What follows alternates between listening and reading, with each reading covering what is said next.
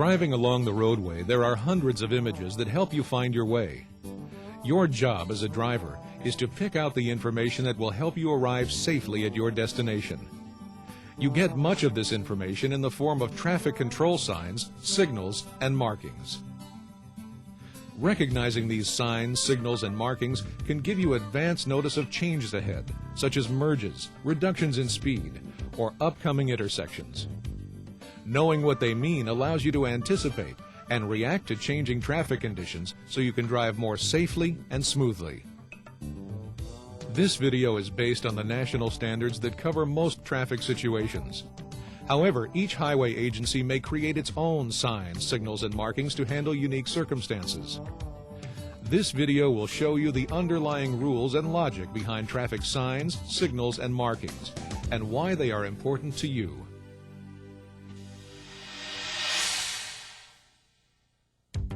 The streets themselves communicate with their painted messages called markings. There are two general rules about markings that tell you where you may and may not drive. The first rule is that white lines are on the right side of each traffic lane and yellow lines on the left. The second rule is that solid or unbroken lines show you where you may not pass or change lanes, and dashed or broken lines permit you to pass or change lanes. For example, on a two-lane road, the solid white line to the right marks the edge of the roadway. The yellow line on the left separates you from oncoming traffic. A double solid yellow line on your left means that it is not legal for either you or oncoming traffic to pass. If there's a dashed and solid line together, and the broken line is on your side of the road, you may pass traffic ahead of you if you can do so safely. However, opposing traffic is not allowed to cross the solid line. A dashed yellow line on the left means that both you and the opposing traffic may pass. If you decide to pass, be sure that you have enough room to pass safely. On multi-lane roads with medians, broken white lines usually separate the lanes going in the same direction. Solid yellow lines mark the left side of the road, and solid white lines mark the right side. A single solid white line is intended to discourage but not prohibit you from changing lanes.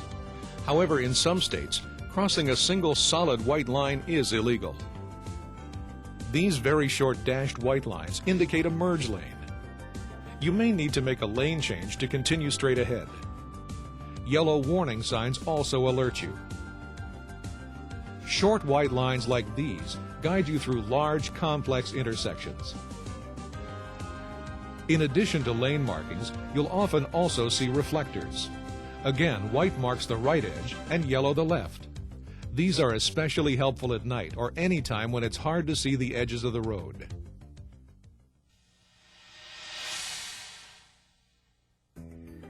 Shape and color play an important part in highway signs. It's practically impossible to read every sign, but you can use their colors and shapes to pick out those that are most important to you. Even if you can't read them from a distance, the shape and color give you some idea of their meaning. For example, both the shape and color of this sign tell you to stop. As a rule, the color red indicates stop or conveys a significant prohibition. Black and white signs are regulatory and state the law. They mark where the regulation goes into effect. For example, accelerating when you first see this regulatory sign violates the law. Wait until you've passed the sign to accelerate. Violating any regulatory or prohibition sign can get you into serious trouble.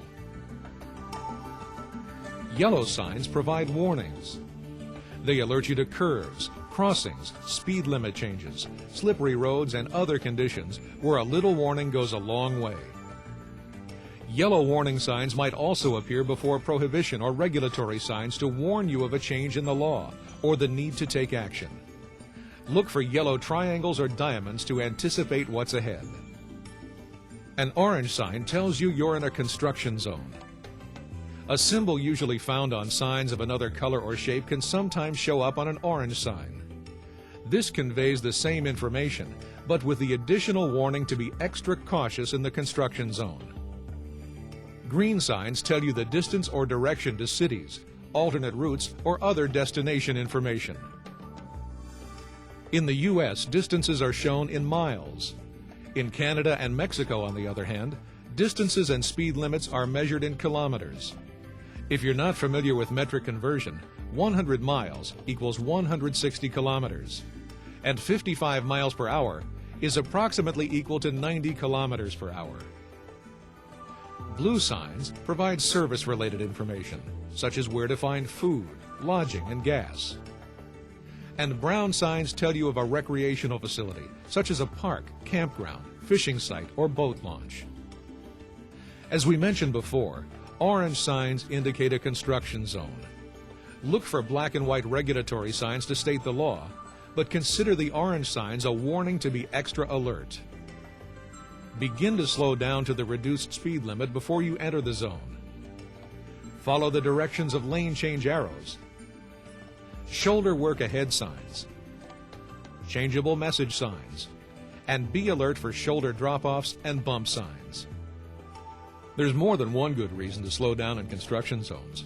Perhaps the most important reason to slow down is each year dozens of highway construction and maintenance workers die as a result of traffic collisions in construction zones.